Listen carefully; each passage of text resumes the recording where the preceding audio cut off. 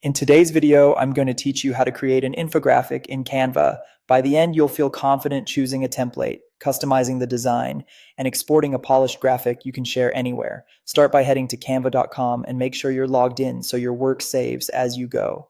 In the search bar at the top, type infographic and hit enter. You'll see a wide range of vertical, long format templates. Take a moment to scroll through and preview a few. Look for layouts that match the amount of content you have and the tone you want: clean and professional, playful and bright, or bold and attention grabbing. When you found one you like, click it, then choose Customize this template to open it in the editor. Let's personalize the title first.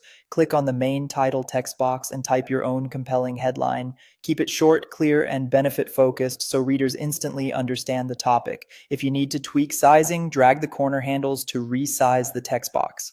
To change the font, select the text, open the font menu in the top toolbar, and pick a style that's readable and consistent with your message.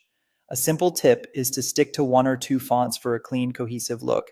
Next, work your way through each major section of the infographic and type in your own section names.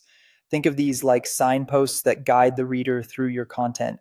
Then click on the smaller paragraphs and paste or type your summarized facts, steps, or descriptions. Keep your copy concise. Short sentences and key phrases are easier to scan. Use line breaks and consistent alignment to maintain clarity. If there are icons that don't match your topic, click any icon you want to change.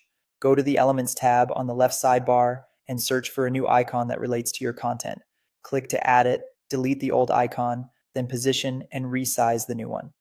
Aim for a consistent icon style throughout, either all outline or all filled, for a polished result.